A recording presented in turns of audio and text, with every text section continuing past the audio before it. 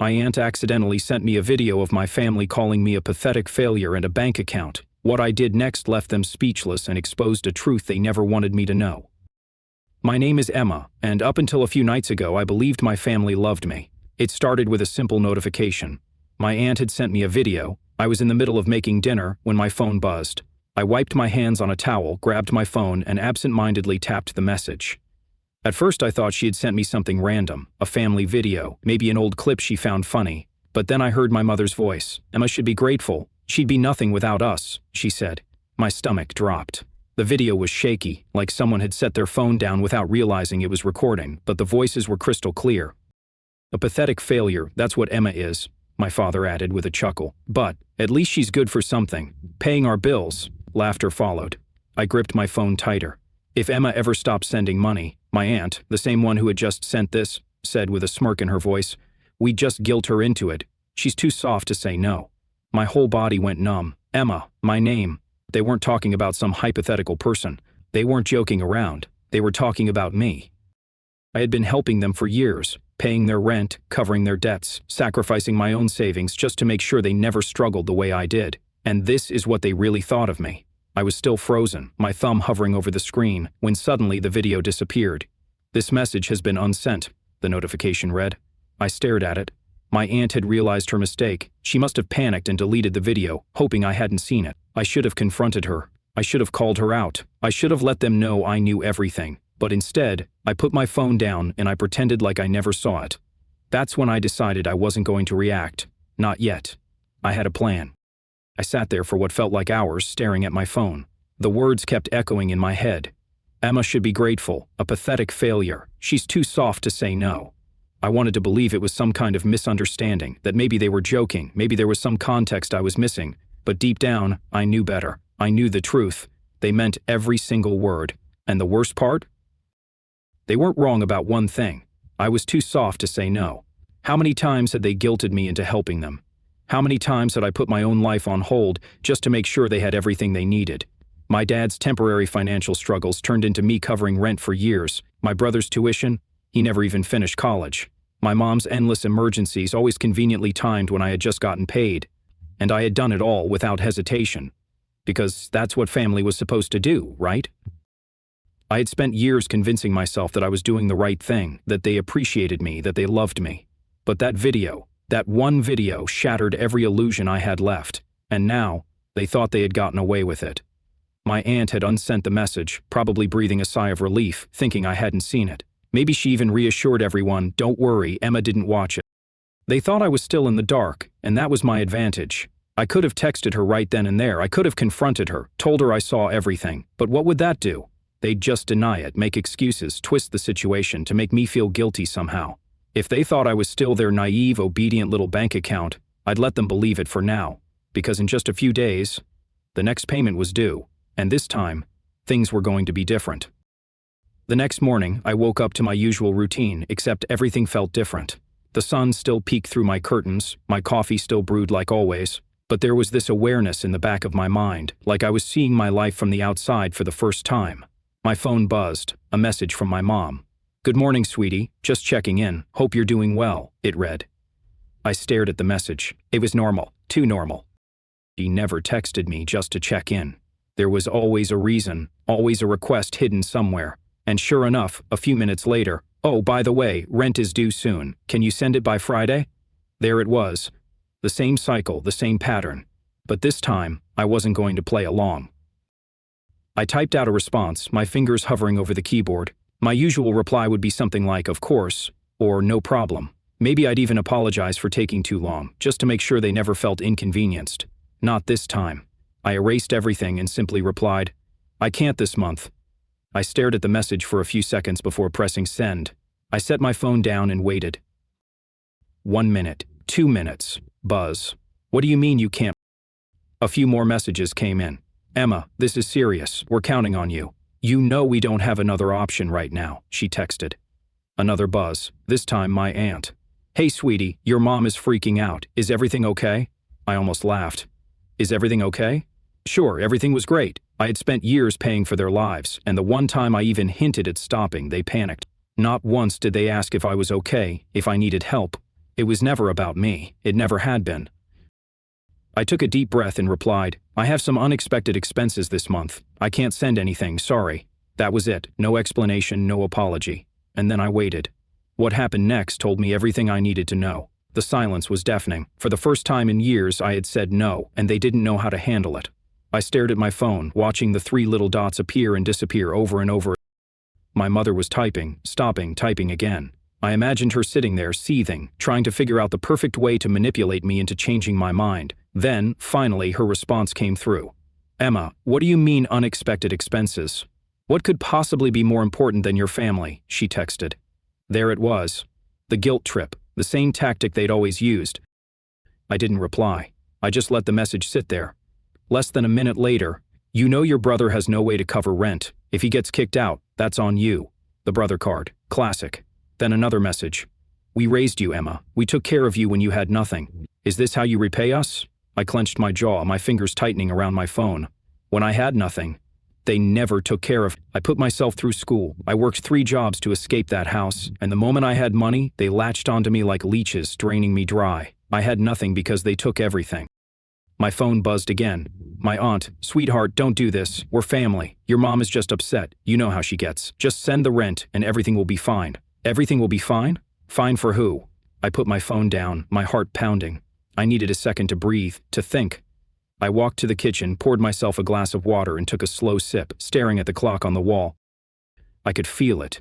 Something shifting inside me. For years I had been scared of this moment, scared that if I ever stopped paying, they'd hate me, cut me off, turn their backs on me. But now I knew the truth. They never loved me. They loved what I could give them. And the moment that stopped, they would show me exactly who they were. Buzz. I walked back to my phone, picking it up with steady hands this time. The message was from my father. Emma, I don't know what's gotten into you, but this is unacceptable. You're being selfish. This family needs you, and you're acting like some entitled brat. Grow up and do the right thing, he texted. There it was, the final mask slipping. No more fake sweetness, no more pretending to care, just demands. I stared at the words, my heart pounding in my ears. Then another notification popped up. A voice message from my aunt. My hands trembled as I hesitated, my thumb hovering over the play button. Something told me this was going to change everything. I hesitated for a long moment. I just stared at the little play button on the screen. A voice message from my aunt. My heart pounded against my ribs. She wasn't the type to send voice messages. If she had something to say, she usually sugarcoated it in text. Passive-aggressive, but with just enough fake sweetness to make me feel guilty. But this was different. Slowly, I pressed play. Her voice came through, sharp and impatient. Emma, listen. I don't know what kind of game you think you're playing, but this isn't funny. Your mother is losing her mind. Your dad is furious, and honestly, I don't blame them. You've always been, well, a little ungrateful, but this is beyond selfish. I felt my stomach tighten, but I forced myself to keep listening. You have a good job, don't you? You make more than any of us. You don't even need that money. Meanwhile, your family is struggling, and what? You just wake up one day and decide you don't care anymore? A bitter laugh. You owe them, Emma. After everything they've done for you, after all the sacrifices they made, they gave you life, and now you're just going to walk away, pretend they don't exist? What kind of daughter does that? She exhaled sharply, and for a second I thought she was done. But then her tone darkened, colder now. You know what? If you really want to be that kind of person, fine. But don't expect them to forgive you. Don't expect to come crawling back when you realize how much you need them, because once you cross this line, there's no coming back. The message ended. Silence. I let the words settle, my thumb hovering over the replay button. My ears rang, my hands numb. I should have felt scared. I should have panicked. I should have been scrambling to make things right, to fix this, to apologize. But instead I felt calm. No, more than that. I felt free. Because she had just confirmed everything. They didn't love me. They didn't respect me. They didn't even see me as a person. I was just a bank account to them, a walking, breathing ATM. And the moment I stopped handing out money, I was nothing. And if that was the case, then maybe it was time to be nothing to them. My phone buzzed again, another message from my mother. Last chance, Emma, send the rent. I stared at the message for a long, long time. Then, without hesitation, I blocked her. I blocked my dad too. I blocked my aunt. And just like that, for the first time in years, I was free. Or so I thought. Because the next day, my brother showed up at my door. The knock at my door sent a chill down my spine. It was early, too early, the kind of early where normal people were still asleep, the sun barely peeking over the horizon. For a second, I thought about ignoring it. Maybe it was a neighbor, maybe it was a package, maybe it was anything other than what I knew it was. Then another knock, louder this time, more insistent. I took a slow breath, steeling myself, and walked to the door. My fingers hesitated on the handle, my heart hammering in my chest. And then I opened it. There he was, my brother. His face was twisted in something between anger and desperation, his clothes wrinkled like he hadn't slept. His eyes. They were bloodshot, wild. "Are you serious, Emma?" His voice was sharp, like a blade pressed against my skin. "What the hell is wrong with you?" I blinked, keeping my expression neutral. "Good morning to you too," he scoffed, running a hand through his already messy hair. "Don't do that. Don't act like this isn't a big deal. You blocked everyone. Mom is freaking out. Dad's losing his mind. You're just, what, cutting us off? Pretending we don't exist?" I crossed my arms, leaning against the doorframe. "I don't know, Jason. Maybe I just got tired of being treated like a piggy bank." His jaw clenched. "Oh my God, not this again." At this again, I let out a bitter laugh. "Jason, I've been paying your rent for years. I've covered your bills, your food, even your stupid gym membership, and the one time I say no, the one time I set a boundary, Mom calls me a selfish brat, Dad says I'm unacceptable, and you show up at my door like I committed a crime." His lips parted, like he was going to argue, but no words came out. "And don't even try to pretend you care about me. I saw the video." His face went pale. For the first time, real fear flashed in his eyes. "What video?" I smiled, but it wasn't a kind one. "You know exactly what video." Jason shifted on his feet, glancing away, his hands balled into fists. "Look, it wasn't serious, okay? We were just joking. You're being dramatic." "Joking?" My voice was quiet now, but sharp as glass. "You all sat around laughing, calling me a pathetic failure, saying I should be grateful for the chance to pay your bills. Do you know what that feels like, Jason? To hear your own family talk about you like that?" He exhaled harshly, rubbing his face. "Emma, come on." "Oh," I cut him off. "You, come on. You want money? Get a job. You want someone to take care of you? Find someone else, because I'm done." Silence. He just stood there, staring at me. And for a second, I saw something flicker across his face, something raw, but it was gone just as quickly. "You don't mean that," he muttered. I held his gaze. "Yes, I do." Another silence. Then his expression hardened. His mouth twisted into something ugly. "Fine," he spat. "You want to be a selfish bitch? Go ahead. But don't come crawling back when you realize you have no one left." And with that, he turned and walked away. I stood there, watching him go, my chest tight but my spine straight. Because he was wrong. I did have someone left. I had myself. But just as I closed the door, letting out a shaky breath, my phone buzzed. I glanced at it. The familiar name flashed on the screen. It was my mother, but I wasn't going to pick up. Not this time. I had been at her mercy for so long, her demands, her guilt trips, the way she'd used my own sense of responsibility against me, manipulating me into giving up everything I had just to keep her from falling apart.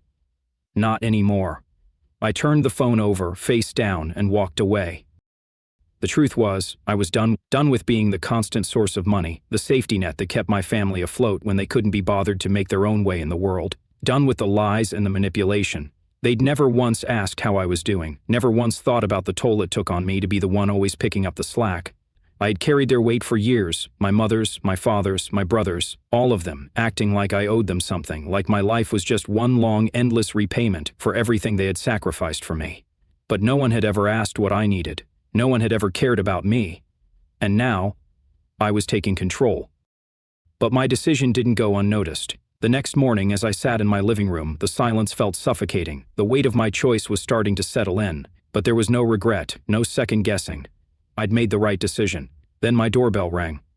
I wasn't surprised it was Jason. I could tell by the way he knocked, demanding, impatient, the last person I expected to show up, but somehow not surprised.